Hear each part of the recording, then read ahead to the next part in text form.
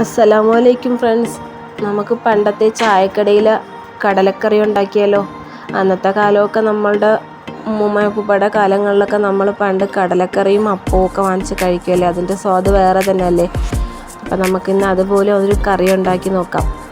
അതിന് വേണ്ടത് വെള്ളക്കടല വേണം, സവാള, തക്കാളി, ഒരു പച്ചമുളക്, ഉപ്പ്, ഇഞ്ചി വെളുത്തുള്ളി പേസ്റ്റ്, കുറച്ച് ആവശ്യത്തിന് വെള്ളം ഒഴിച്ച് ഒരു 7-8 വിസിലിടണം. അപ്പോൾ കടല നല്ല രീതിയിൽ വേവുമ്പോഴാണ് കുറച്ചുകൂടി ടേസ്റ്റ് ഉള്ളത്.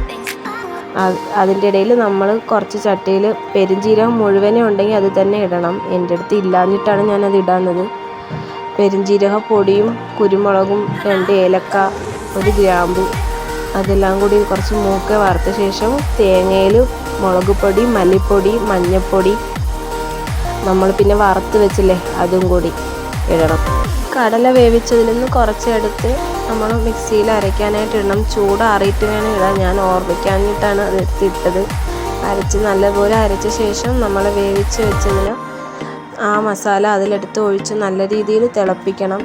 തിളച്ച് വരുമ്പോൾ, കുറുകി വരുമ്പോൾ മല്ലിയിലയും കൂടെ ഇട്ട് തിളപ്പിച്ച്, പിന്നെ കുറച്ച് ചട്ടിയിൽ എണ്ണ ഒഴിച്ച് ചെറിയ ഉള്ളിയും കടുക്, കരിവേപ്പില, വറ്റൽമുളക് ഉണ്ടെങ്കിൽ അതും കൂടി ഇട്ടാൽ രുചി ഇതിൽ നിന്നും ഗംഭീരമായിരിക്കും.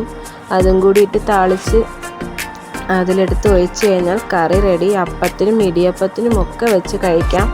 ഓക്കെ ഫ്രണ്ട്സ്, എല്ലാവരും സപ്പോർട്ട് ചെയ്യാൻ മറക്കല്ലേ. എന്നെ സബ്സ്ക്രൈബ് ചെയ്ത് സപ്പോർട്ട് ചെയ്യണം, ലൈക്ക് ചെയ്ത് ഷെയർ ചെയ്യണം. അപ്പം നെക്സ്റ്റ് വീഡിയോ ആയിട്ട് ഇനി കാണാം കേട്ടോ ഫ്രണ്ട്സ്. അസ്സലാമു അലൈക്കും ഫ്രണ്ട്സ്, എന്നാൽ നാളെ കാണാം.